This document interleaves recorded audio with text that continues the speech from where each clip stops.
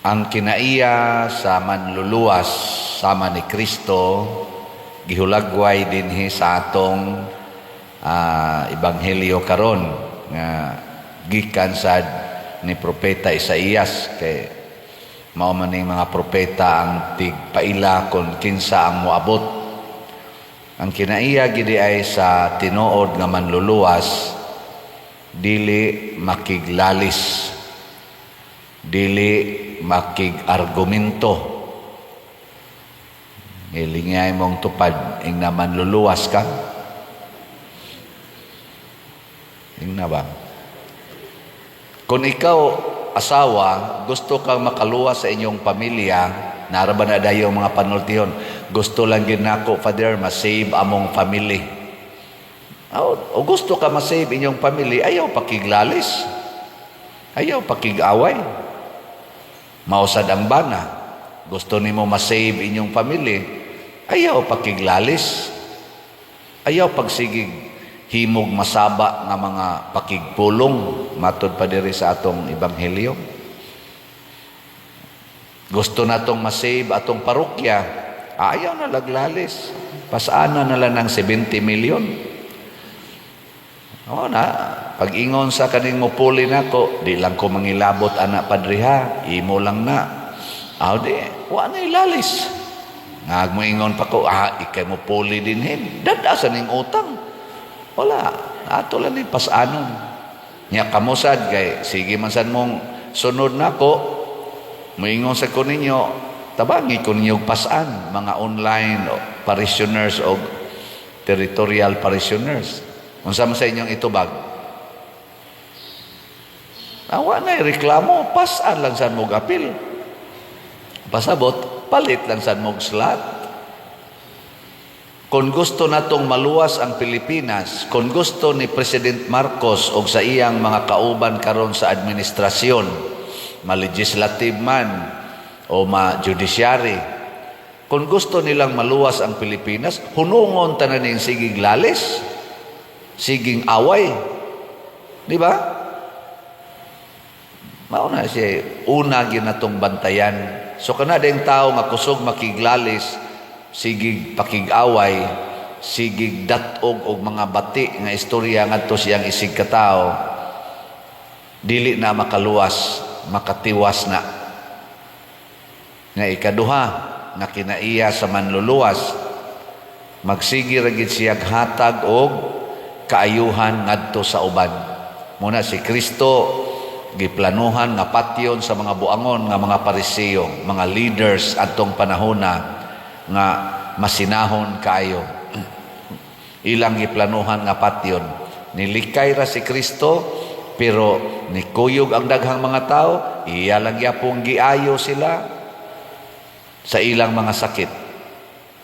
Kana ba ang tao nga manluluwas, magsige ra gid nagbuhat og maayo.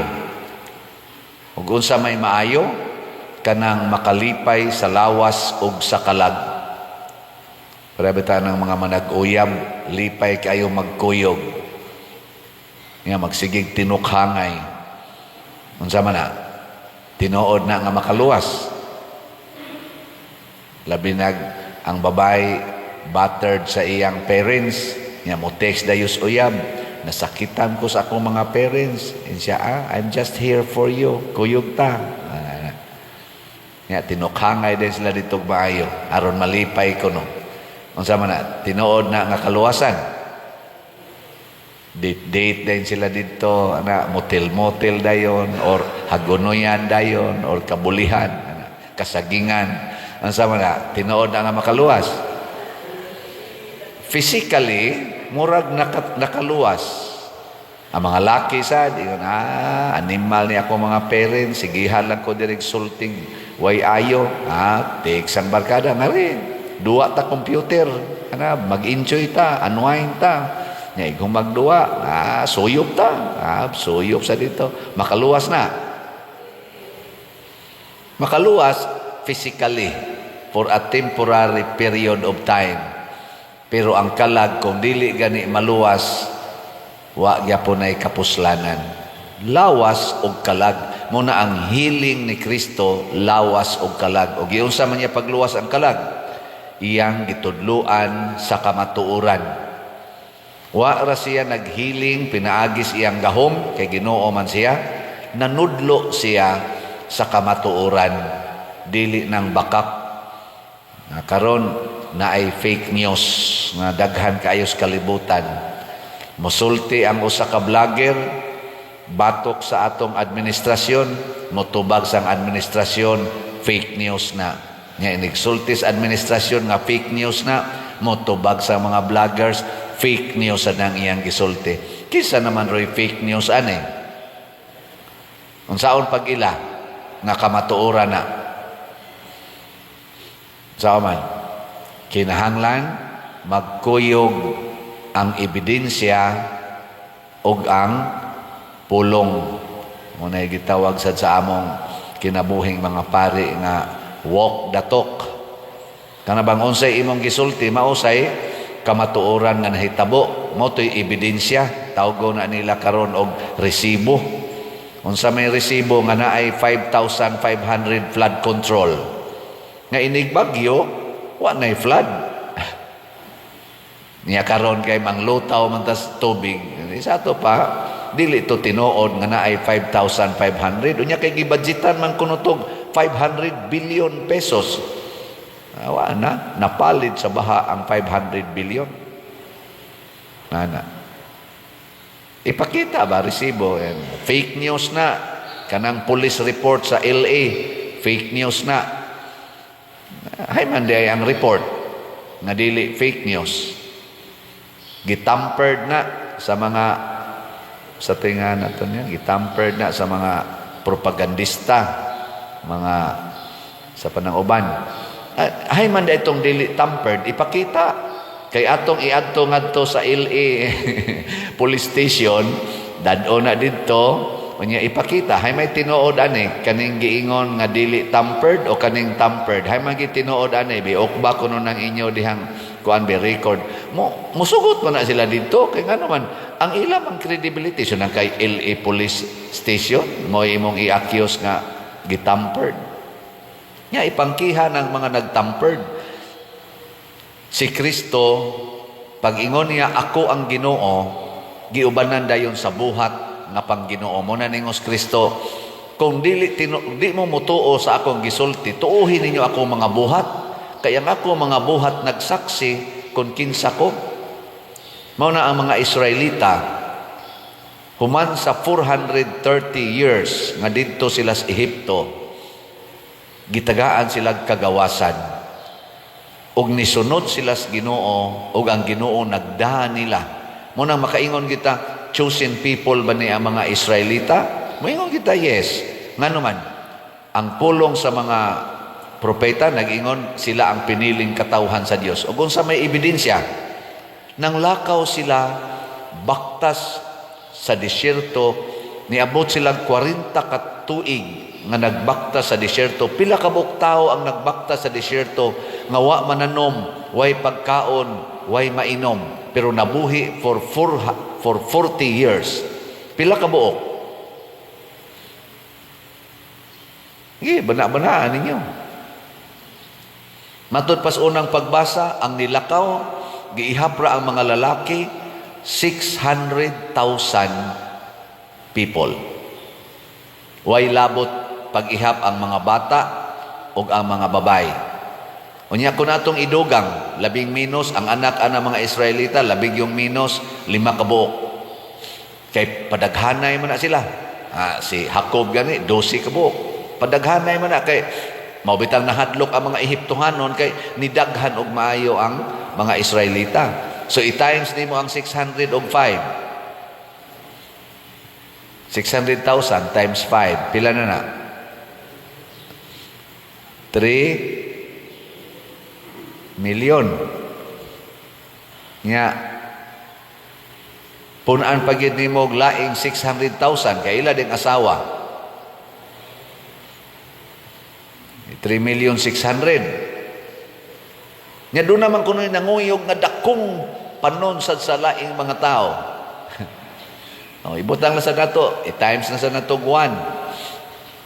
O di 4.2 na milyon.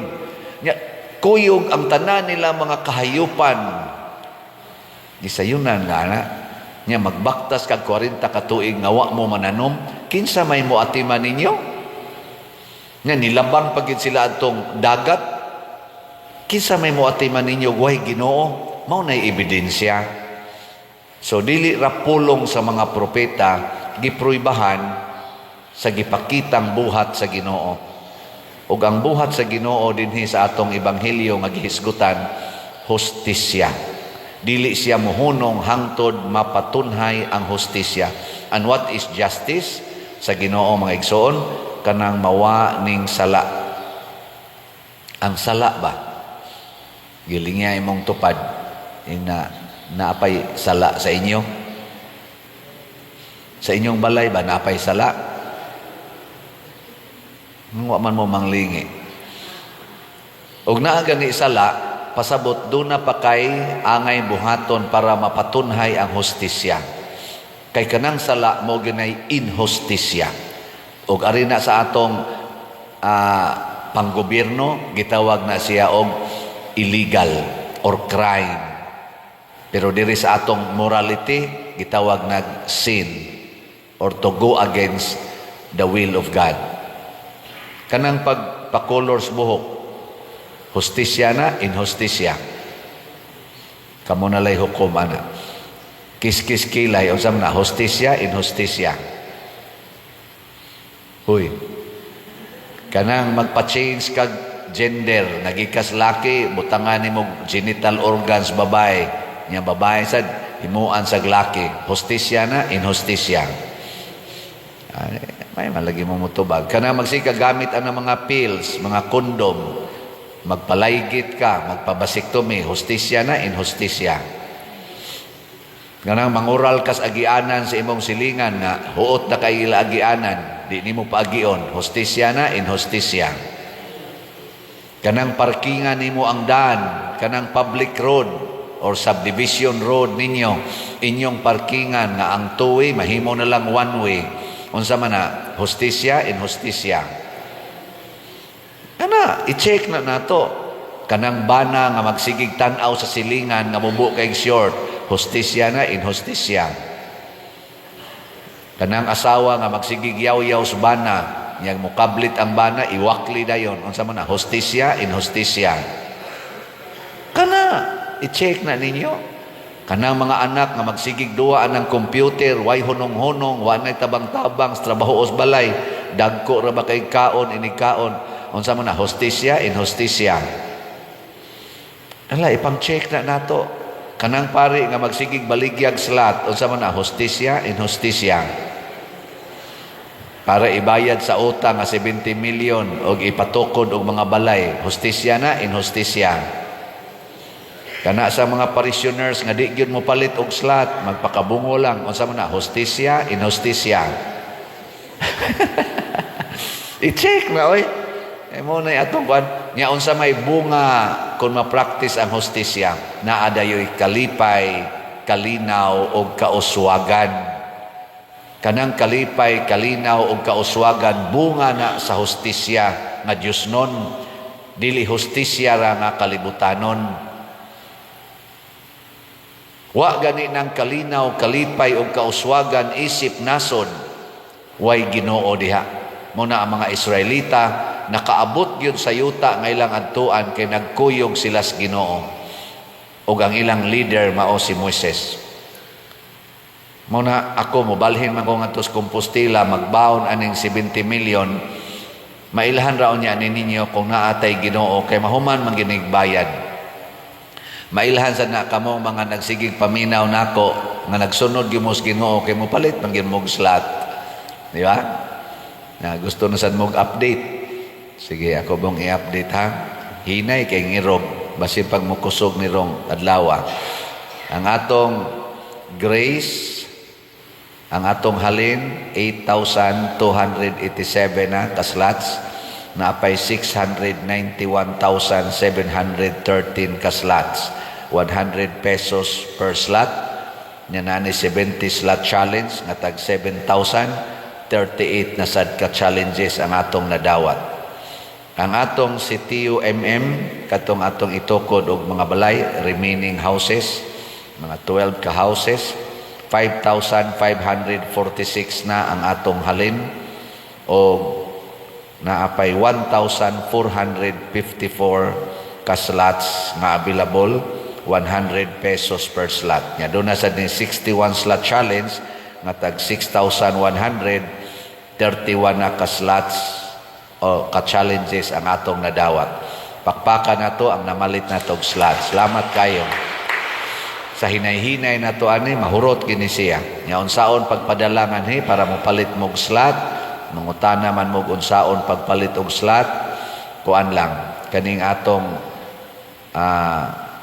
tanawa lang ning atong official information. Ipadaan ning atong bank accounts, or aning atong GCash accounts, pero sa pagkakaroon puno ng akong GCash, di na masudlan, or ipadalangan through our kaning mga ngan din official contact persons, pinaagi kwarta padala niya amo nang i-record o i-claim.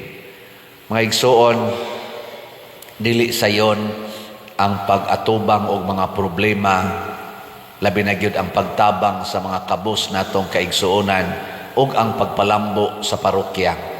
Kining atong nahitabo dinhi sa atong parokya, ebidensya sad ni, resibo ni sa atong paghigugmaay for the past 6 years, from August 2019 hangtod karong August 2025. Salamat ninyo mga parishioners nako, online o territorial parishioners, kay dako kay tag nahimong ebidensya. Muhimo lang niya kog comprehensive report unya sa tingalis mga last Sunday. Ako pang gibalay-balay ang akong i-report ninyo para kamo mga online parishioners throughout the world makakita pod mo sa atong nahimo for 6 years. Karon mobalhin ko sa Compostela kung makaabot pa ko dito. Kung saban, mukuyog pa muna ko, dili. Ang mga Israelita nagkuyog-kuyog for 40 years. Karon 6 years pa ta. Ato paningpunan ha. Kamo dinhing tagaliluan, mahimo na muna kong online parishioners. Sugod karong August 5. Onya, ang mga taga-Compostela, muna say akong territorial parishioners. Pero ang kinabag-an natong mga parishioners online, padayon ta. Tuloy ang ligaya o tuloy ang pagsama-sama. Wa na tingog ay manindog na tayo.